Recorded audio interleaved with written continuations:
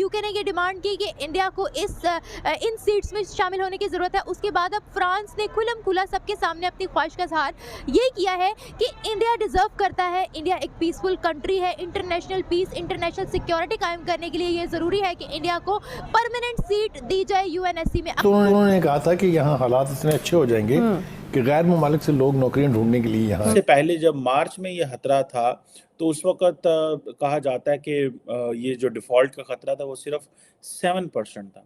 तो जहाँ पे अभी हम बैठे हुए हैं यहाँ पे डिफ़ॉल्ट के 75% चांसेस हैं कि अपोजिशन हो पाकिस्तान की या पाकिस्तान की गवर्नमेंट हो, दोनों पार्टीज जो सी हैं वो इंडिया की फेवर, इंडिया की मतलब ये पॉलिसीज़ को अप्रिशिएट करती नज़र आ रही हैं। क्योंकि पाकिस्तान के पास जो इम्पोर्ट बिल है उसकी पेमेंट्स के लिए पैसा नहीं है। अब दहशतगर्द मुल्क है। तो दोस्तों आपने ये छोटा सा क्लिप देखा, आप देख सकते हैं इस वीडियो में बात हो रही है कि यूएन में जो 5 परमानेंट मेंबर हैं उसमें फ्रांस ने कुछ देशों को और इंक्रीज बढ़ाने को बोला है, उसमें भारत का नाम भी है। भारत एक ऐसा देश है जो ऑब्वियसली आबादी के मामले में दुनिया में दूसरे नंबर पर है और जीडीपी के मामले में भी दुनिया में 5वें नंबर पर आ चुका है और ऐसा माना जाता है कि भारत तीसरे नंबर पर है। पहले ये पूरा वीडियो देखते हैं पाकिस्तान का। इसमें बेसिकली बात हो रही है यूएन में टॉप 5 मेंबर में भारत को बढ़ाया जाए, भारत को जोड़ा जाए और साथ ही साथ पाकिस्तान जो दिवालिया होने की कगार पर है उसके बारे में बात हो रही है। पहले वीडियो देखते हैं। अगर आपको ये वीडियो पसंद आता है तो प्लीज चैनल को सब्सक्राइब करिएगा। मैं मिलता हूं आपको वीडियो में। बात करने वाले हैं यूनाइटेड नेशन सिक्योरिटी काउंसिल के बारे में। अगर मैं ये बात करूं कि टॉपिक क्या है, तो टॉपिक हमारा आज का ये है कि यूएनएससी के 5 परमानेंट मेंबर्स हैं, जिनमें से कुछ मेंबर्स ने ये ख्वाहिश जाहिर की है कि इंडिया को भी परमानेंट सीट यूएनएससी में मिलनी चाहिए। पहले यूके ने ये डिमांड की कि इंडिया को इन सीट्स में शामिल होने की ज़रूरत है। उसके बाद अब फ्रांस ने खुल्लम खुला सबके सामने अपनी ख्वाहिश का इज़हार ये किया है कि इंडिया डिज़र्व करता है, इंडिया एक पीसफुल कंट्री है, इंटरनेशनल पीस, इंटरनेशनल सिक्योरिटी कायम करने के लिए ये ज़रूरी है कि इंडिया को परमानेंट सीट दी जाए यूएनएससी में। अगर मैं ये बात करूँ, यूएनएससी में 5 परमानेंट सीट्स हैं, 10 नॉन परमानेंट सीट्स हैं। इनमें से किसी भी लिस्ट में पाकिस्तान शामिल नहीं है, ना ही पाकिस्तान को प्रेफर किया जा रहा है। क्या वजूहात है इस पूरे सिनेरियो के पीछे? यूएनएससी की जो परमानेंट मेंबर्स हैं वो ही चाह रहे हैं इंडिया को परमानेंट मेंबर्स की लिस्ट में शामिल किया जाए इंटरनेशनल पीस को कायम रखने के लिए। इसके बारे में क्या कहना चाहोगे? इसके बारे में सबसे पहले तो मैं यही कहना चाहूँगा कि this is a lesson for Pakistanis. Being a Pakistani हमें ये देखना चाहिए कि what are the reasons and what are the facts behind this activities, right. So first of all उसके लिए हमें देखना पड़ेगा कि इंडिया ने जिस तरह से मार्केट को कैप्चर किया हुआ है, इंडिया एक बेसिक नेसेसिटी है पूरी वर्ल्ड के लिए इंटैक्ट, राइट। सो अगर आप देखें इस टाइम ट्विटर का भी उसे फायर कर दिया गया। सीईओ कौन था? इंडियन था। एडोबी का कौन है? इंडियन था। गूगल का कौन है? सुंदर पिचाई इंडियन है। So these are the facts जिन्हें हमें देखना पड़ेगा। हमें जो है ना मार्केट में निकल के हमें दुनिया को मजबूर करना पड़ेगा कि हम उनकी ज़रूरत बने। मजबूर करना पड़ेगा ऑफ कोर्स। इसके अलावा we don't have any other option, right. मेहनत नहीं करनी पड़ेगी?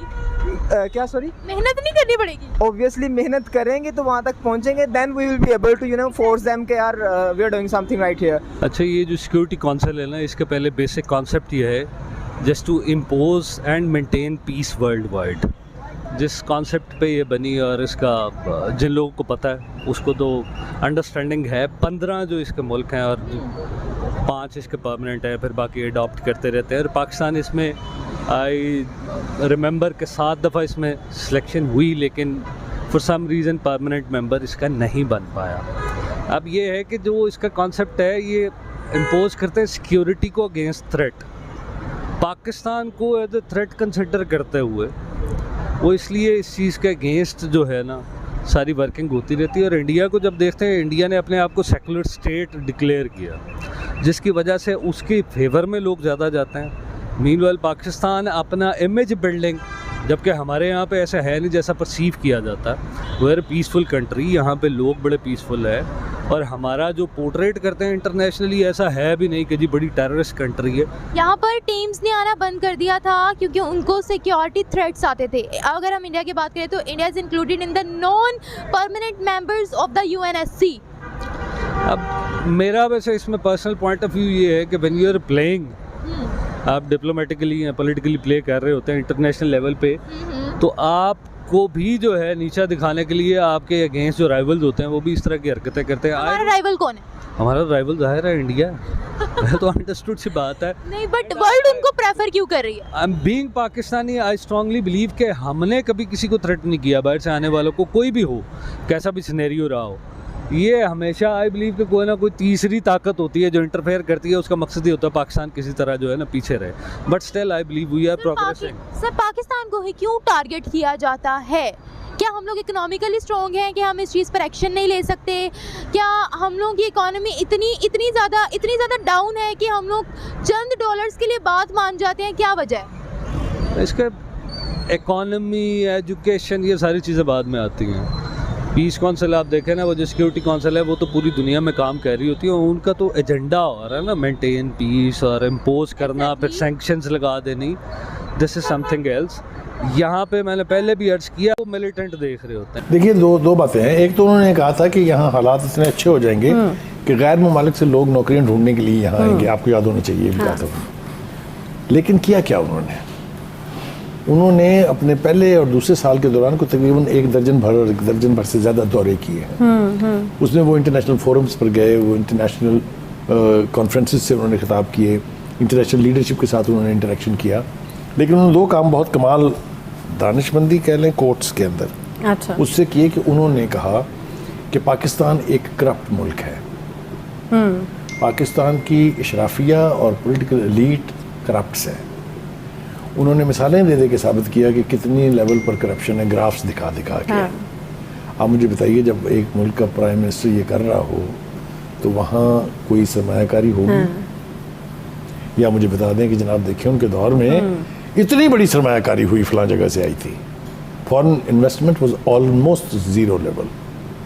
ठीक है, वो फिगर्स में आप जो मर्जी दिखा दें, लेकिन कोई बड़ी सरमायाकारी उनके दौर में इसलिए नहीं हुई कि आपने लोगों को इंटरनेशनल फोरम्स पर ये यकीन दहानी करा दी कि ये पाकिस्तानी कौम करप्ट है। आप वहाँ जाके इन्वेस्टमेंट करेंगे तो आपके सरमाया का कोई तहफ़्फ़ुज़ नहीं है। इस हवाले से वैसे खान साहब के ऊपर तनकीद होती रही है, क्योंकि हम देखते हैं कि जब इंटरनेशनल फोरम के ऊपर खान साहब तकरीर कर रहे होते थे तो फ़र्क नहीं होता था कि एक लोकल जलसे में जो तकरीर करते थे, बहुत मेजर डिफरेंस होना चाहिए। Correct. अगर चोर डकैत डाकू कहा जा रहा है लोकल जलसे, यहाँ सब ठीक, ऑल राइट नहीं यहाँ है ही ठीक, हमारी इशराफिया। तो दोस्तों ये वीडियो यहाँ पर होता है ख़त्म। आपको पता होगा कि यूनाइटेड नेशन में जो 5 परमानेंट मेंबर हैं, चीन, रशिया, यूएस, इंग्लैंड, फ्रांस, इनका बेसिकली रीज़न क्या होता है? जब बहुत सारे भारत के नज़रिए से देखें तो जैसे भारत के ख़िलाफ़ कश्मीर का कोई इशू अगर उठाया जाता है पाकिस्तान में, तो उसके ख़िलाफ़ अगर हमें वीटो लाना है तो हमारे पास 2 हमारे ऐसे देश हैं जो हमें सपोर्ट करते हैं।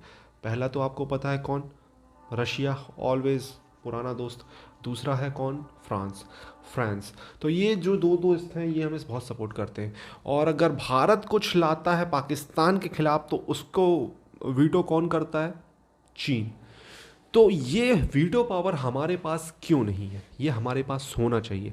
हम दुनिया में एक बहुत इंपॉर्टेंट कंट्री है, इंपॉर्टेंट रोल प्ले करते हैं। उम्मीद करते हैं बहुत जल्द इसमें चेंजेस आएंगे और भारत को यूएन में परमानेंट ये चीज़ मिलेगी और मिलनी चाहिए। भारत डिज़र्व भी करता है।